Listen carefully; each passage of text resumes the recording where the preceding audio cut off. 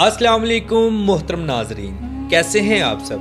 नाजरीन, आज हम दुनिया के एक ऐसे शहर की सैर करने जा रहे हैं जो हमारे तमाम मुसलमानों के नज़दीक इंतहाई मुक़द्दस और मोहब्बत वाला है। आज हम अपने प्यारे आका मुहम्मद मुस्तफ़ा सल्लल्लाहु ताला अलैहि वसल्लम के प्यारे शहर मदीना की सैर करने जा रहे हैं।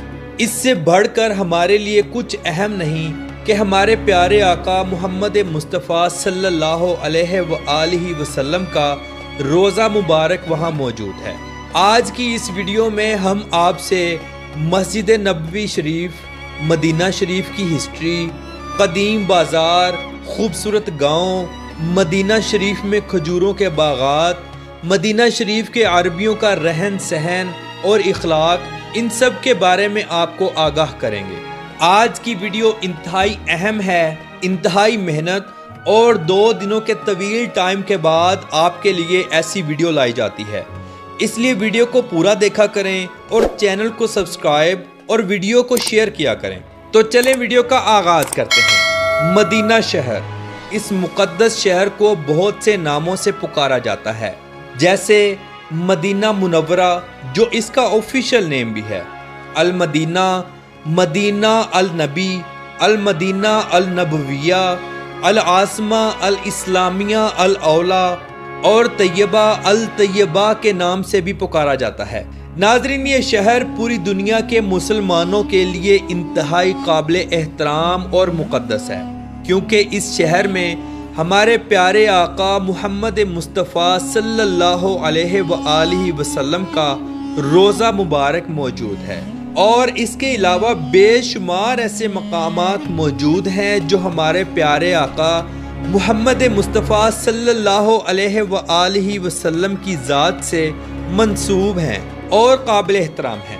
मदीना शहर सऊदी अरब का एक शहर है। इस शहर का कुल रकबा 599 मुरब्बा किलोमीटर है, 589 यानी 227 स्क्वायर मील।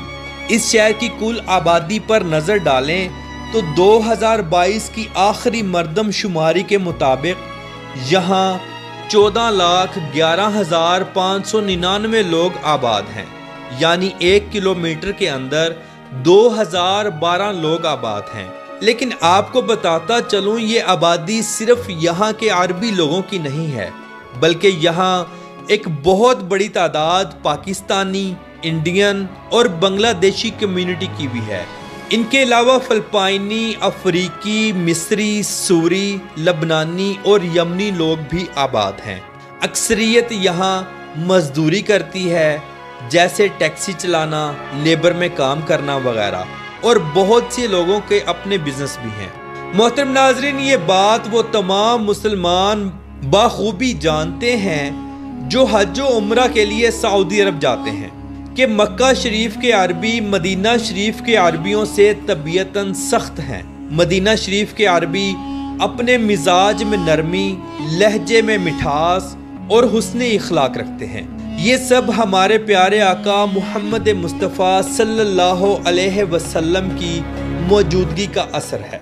अगर हम बात करें मस्जिद नबवी की, जिसे मुसलमान हो या गैर मुस्लिम, सब ताज़ीम और अदब की निगाहों से देखते हैं। इस मस्जिद में हमारे प्यारे आका मुहम्मद मुस्तफ़ा सल्लल्लाहु अलैहि वसल्लम का रोज़ा मुबारक मौजूद है। ये दुनिया की दूसरी सबसे बड़ी मस्जिद है। ये एक मुक़द्दस मकाम है और मदीना शहर के क़ल्ब में मौजूद है। ये मुसलमानों के लिए एक बहुत बड़ा ज़ियारती मकाम है। दुनिया में मौजूद हर मुसलमान इस मस्जिद में आने के लिए तड़पता है, और ये प्यारे आका मुहम्मद मुस्तफ़ा सल्लल्लाहु अलैहि वसल्लम से इश्क व मोहब्बत की खालस अलामत है। इस मस्जिद को 1401 सालों पहले कायम किया गया। इस मस्जिद के 10 मीनार हैं जो कि इंतहाई खूबसूरत हैं।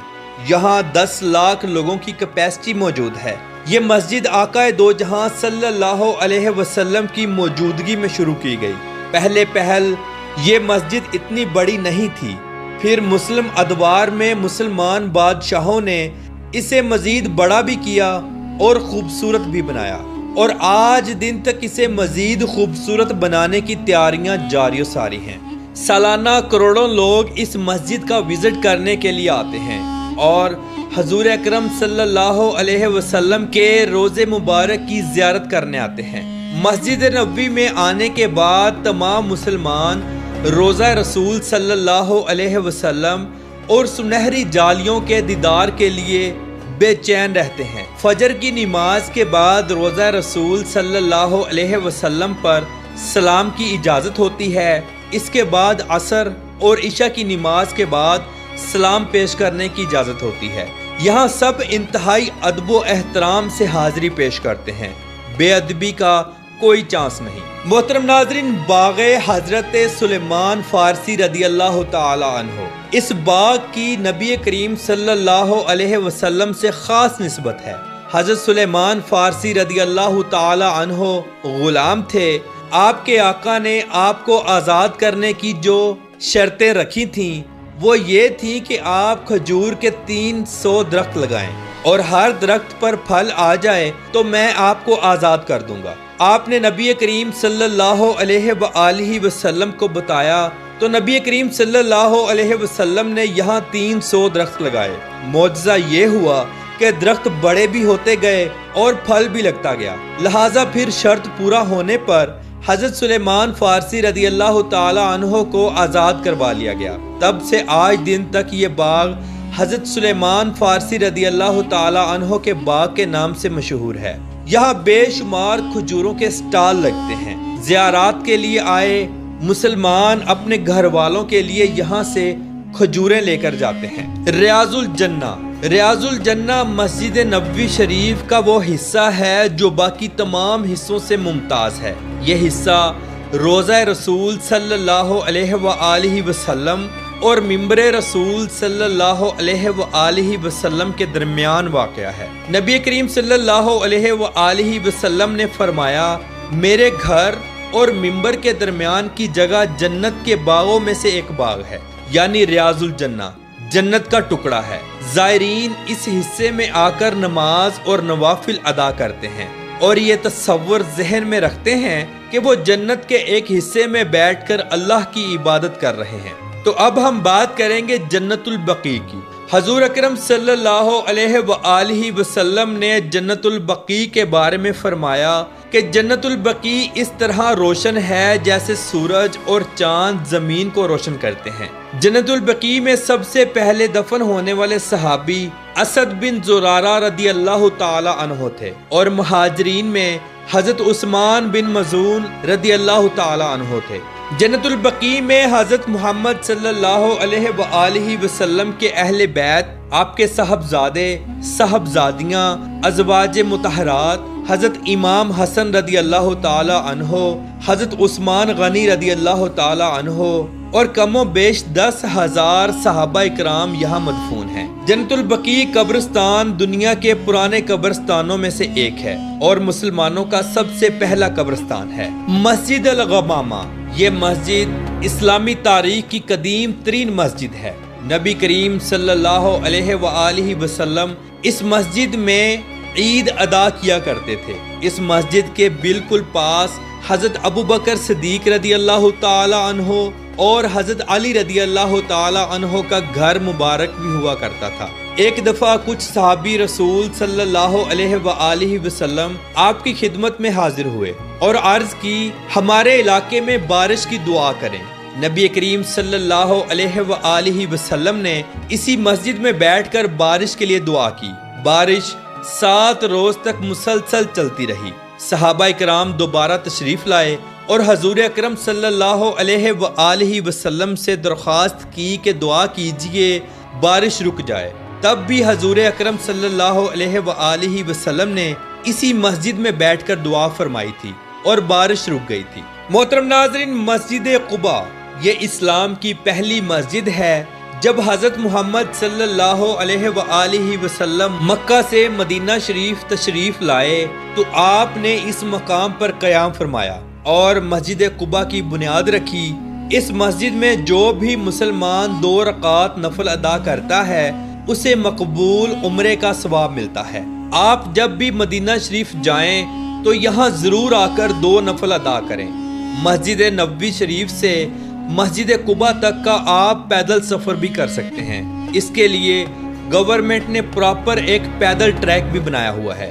مسجد قبلہ تین، اس مسجد کے معنی 2 قبلوں والی مسجد کے ہیں۔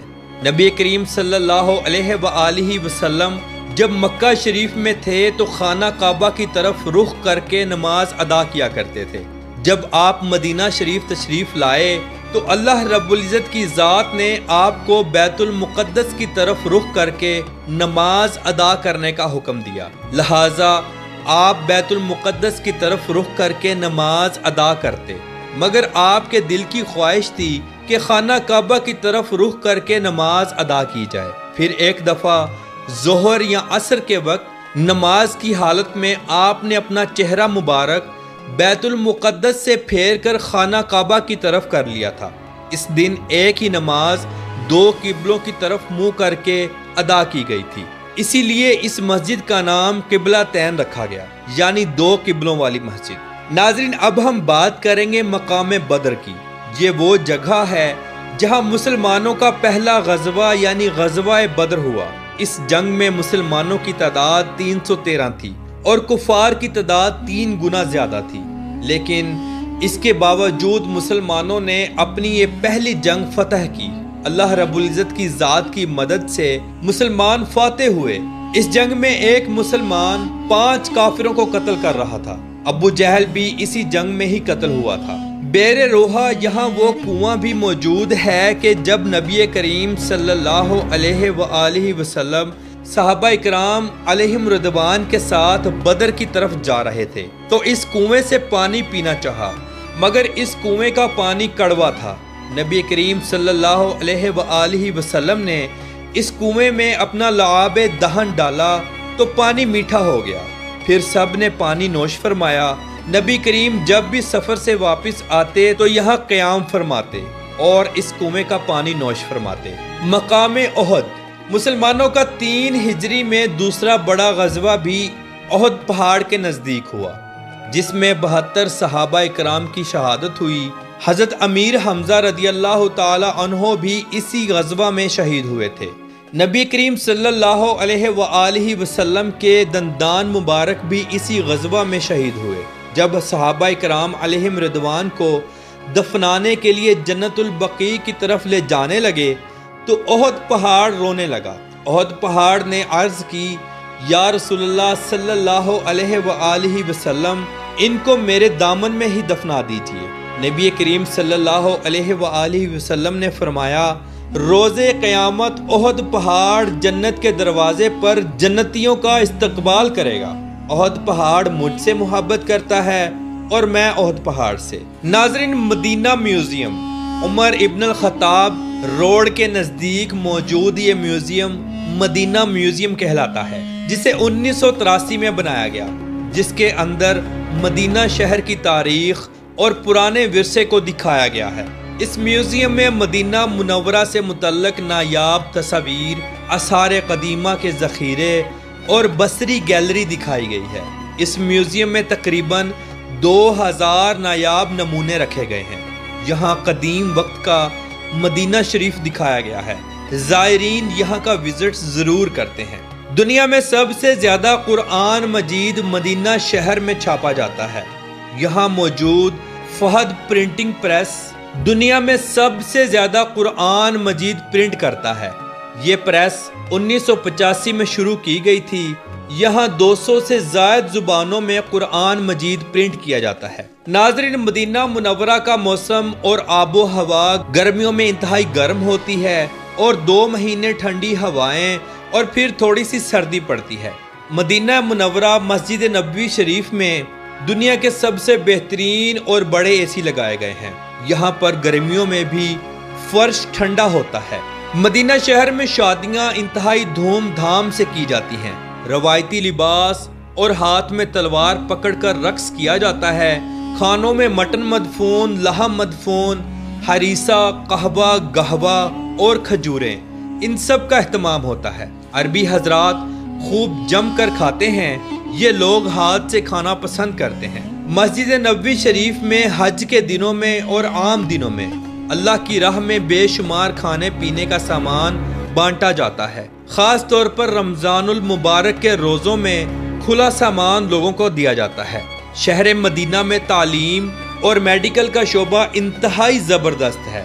मदीना यूनिवर्सिटी शहर की सबसे बड़ी यूनिवर्सिटी है, जहां हज़ारों लोग तालीम हासिल करते हैं। मदीना शहर के पुराने और कदीम बाज़ार इंतहाई खूबसूरत और हजूम वाले हैं। सारा साल यहाँ गैर मुल्की लोगों का हजूम रहता है।